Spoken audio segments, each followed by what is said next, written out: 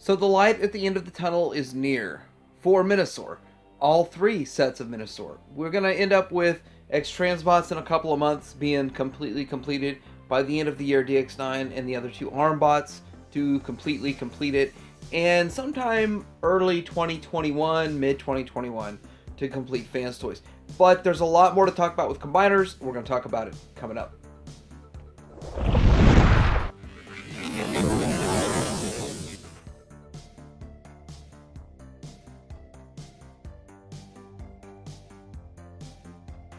So I just recently reviewed the DX9 version of Menasor, and I'm actually pleasantly surprised with this figure. All around a great value. Looks pretty good. I was kind of disappointed in the lower legs though. I kind of thought it was too big, but it kind of matches our good old-fashioned cartoon animation when you look at a picture like this. But animation varied from day to day, episode to episode, and scene to scene, so really it's kind of hard to lock down exactly what this guy should look like. DX9 never did themselves any favors either with their promo shots, because they all looked kind of goofy, kind of wonky, and in fact, based off of this shot, I would never have even wanted to buy the figure, but now that I have it in hand, I see that the promo shots are really bad. Next up, we've got X-Transbots. Now, X-Transbots looks more proportional overall, in my opinion, and of course, I've got all the bots just waiting for the connector pieces, wondering if you could connect this guy without Motormaster like you can with the DX9, or do you absolutely have to transform your Motormaster, risk breaking that hinge that is stressing on most people at the waist? And yeah, that's kind of an issue. But anyway, it looks good. And by the way, it's only 1 centimeter smaller, so it's 1/3 of an inch smaller than DX9. So if all of that reporting is true, then in the end, it should still scale very well with all the other figures. And of course, we have the Fans Toys. Now, I haven't seen an official Fans Toys colored photo. All I see are the gray images from TFCon, so it makes me feel like they're not as far along as we would like them to be. And it also makes me feel a little unsure of exactly how far along they are with this figure. In the fact, there's no combiner parts, it's still a gigantic mystery how it will combine, how many pieces will they include, what all is it going to take, and could you build this guy without the leader? Could you build it without putting the 55-pound Road King in there so he's more stable? Inquiring minds want to know, but moving on to Superion. Now, Fans Toys is doing their Superion. Now, this Superion looks good. You can do an Ocular Max or a cartoon version, but in the end, it still looks pretty good. But you can move into what other options are there if you don't want to spend nearly $800 on Fans Toys. Well, you could buy the Xinjiang Jet Commander for between $100 and $160, depending on where you find them in stock. And I have him. He is the 18-inch, not the 20-plus inch like we are with the modern-day Masterpiece, but he still looks good. You could put some sort of 2x4 under him or something to prop him up to make him look good, and you would have to take the feet apart to swap things around so that the feet look right and the legs switch around, so the leg bots could go backwards like I did on mine. But I think it's a great KO oversize of the Combiner Wars. And by the way, there's a couple other Combiner Wars figures that could get the KO oversize treatment and still look good and still be worthy of a Masterpiece shelf. But since Fans Toys only has 2 figures out for their Superion, and no idea how it's going to hold up, no idea how it's going to combine, Zeta still wins the Superion. Right now, in February of 2020, Zeta is the best Superion on the market. By far. Now, the individual bots aren't the best, and, you know, we have that whole argument that their individual bots do not look good. They're not good as individual bots. The play modes are okay. They're flimsy as bots.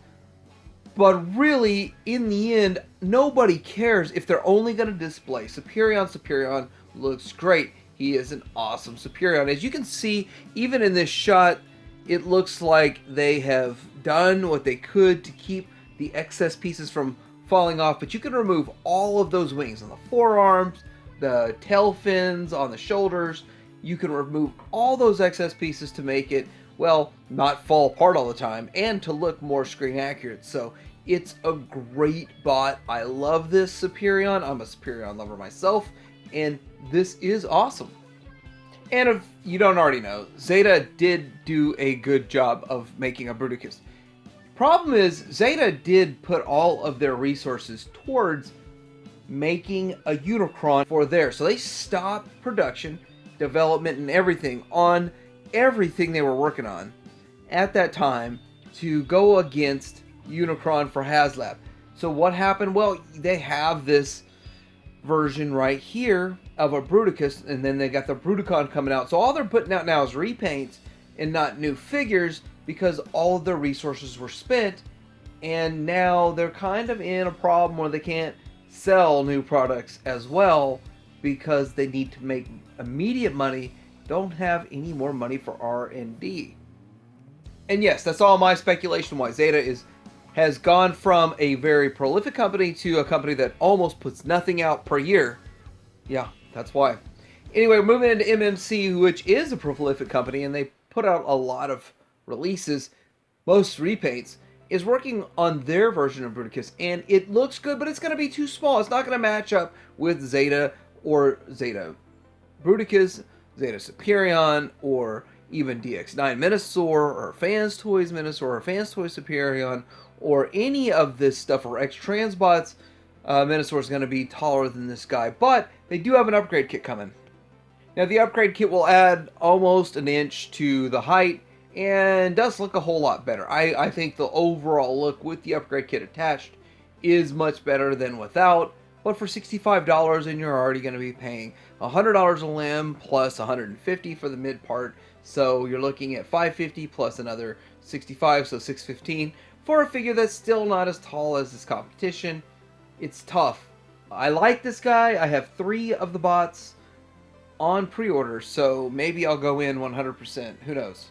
So Unique Toys made a good Bruticus, but if you want to really take a look at this Unique Toys and kind of see somewhere in between Unique Toys and Zeta is where you're going to find the MMC. Still not as big as Zeta, not quite as small as Unique Toys. Unique Toys did a great job, but in the end, if you look at these side by side, Zeta's is a much smoother looking profile and sleeker simply because it has the parts forming, and we don't have the same level of parts forming going on with Unique Toys. Unique Toys is a great offering.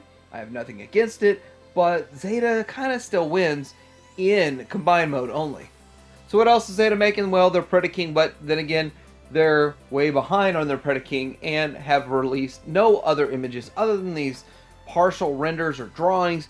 At this point, they're not even renders, they're drawings. And when you look at the fact that they haven't gotten any further, well, we know it's because they canceled all their work on everything else to work on the Unicron that may never come out, and that was first being told the Unicron is going to be what, $250? Now the rumor is $400. Why? Because they can't sell through any US provider at all. If they would have just waited a few weeks, they could have sold through all US providers, and they could have sold through overseas, but now they have to sell all through just overseas providers. Such a shame.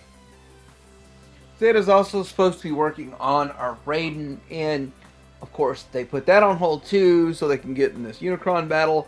Was it worth it? Not at all. They should have just kept doing what they were doing. Hold off to later date for Unicron. But anyway, nothing else has come up about this since they released this first picture. No other talk, nothing. No other pictures, nothing. So is it still in the works? Nobody really knows.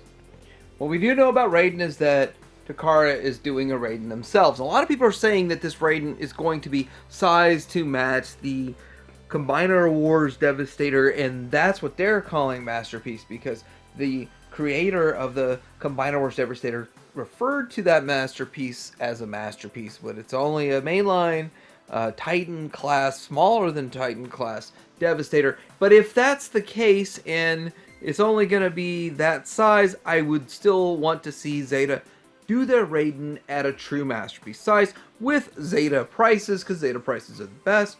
So all of that being said, we still don't know anything else about Zeta. And when Takara announces something, you're pretty much 100% sure it's going to come out. When Zeta announces something, you still have a big question mark. Now, of course, we have all this stuff coming out, but what are you going to compare it to? What scale are you at? Now, really, there's only two true Masterpiece scales, in my opinion, and you've got on the right, the Toy World Constructor. On the left, you have the Combiner Wars Devastator, and the Devastator in Combiner Wars is about 18 inches. The Constructor is 20.5 inches, something like that. It's almost 21 inches. So the size is really what justifies the scale, and then past that, what do you buy to accompany these? So Zeta, Fans Toys, X-Transbots, DX9, and all that stuff's going to accompany the toy world. And then when you look at the Warbotron and the Unique Toys and the Make Toys and all those kinds of things would scale better with, even in the Jimbao KO oversized version of a Warbotron scales really well with the Combiner Wars Devastator. Even the Zhuzhang Jet Commander scales well with Devi from Combiner Wars. So looking to the future, what do we have here? We've got the Generation Toy Devastator is coming, and of course he's only going to be about 15 inches, so he's still too short for everybody, but Generation Toy has been known to be knocked off by another company to make a KO oversized, so maybe this guy will be KO oversized, and if it's KO oversized, I think it would fit the bill for Defensor for me. And I would be very happy with this guy if it was KO oversized. If he was just a little bit bigger, he'd be fine with me. But then we also have the Make Toys Guardia. Make Toys Guardia is really small, doesn't really work to fit the scale, but you know, 13 or 14 inches on that one. If that's something you can live with, then if that's your scale, go for it. Nobody's really made a substantial Computron. We have the Combiner Wars. If the Zhuzhang Jet Commander company would make a Zhuzhang Compu Commander or whatever, Computer Commander, and KO oversized, it would be a hit.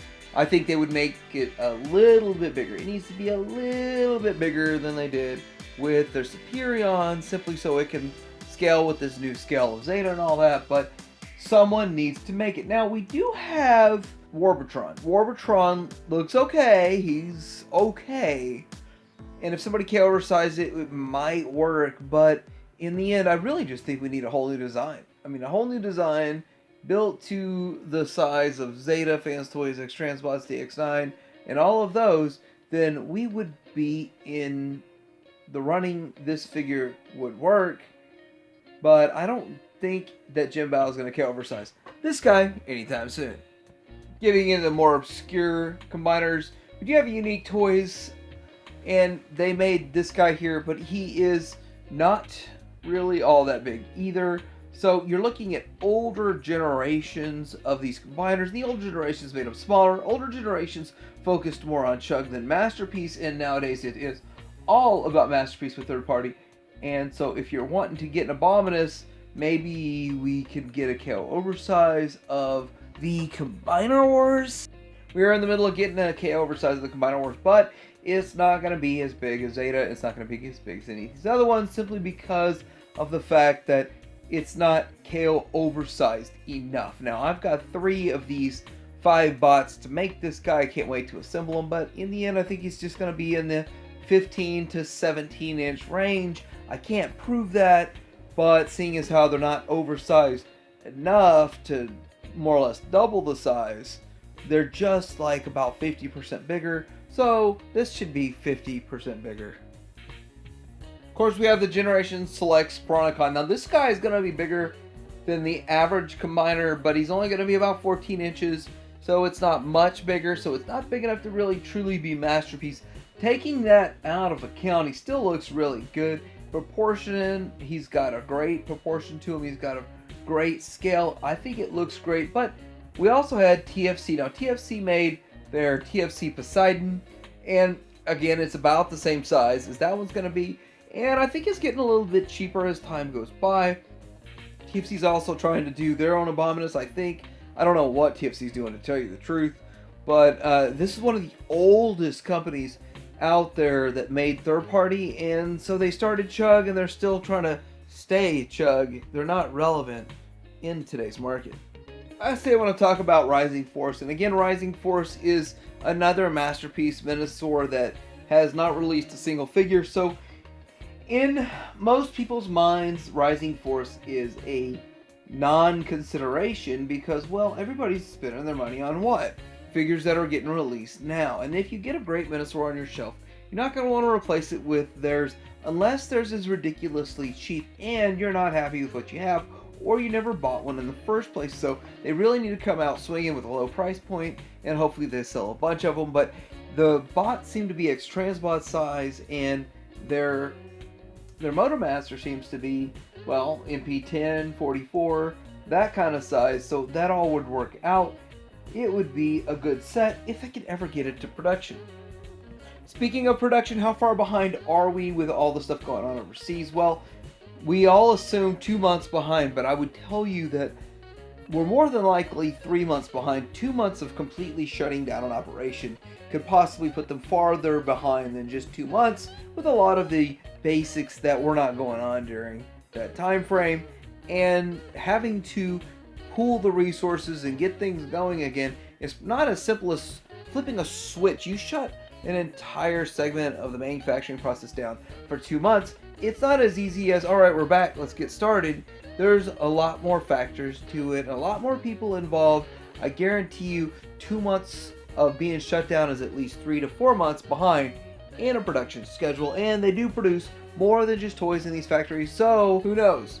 But anyway, let me know what you think. What other combiners do we need? Where are you at on your current collection of combiners?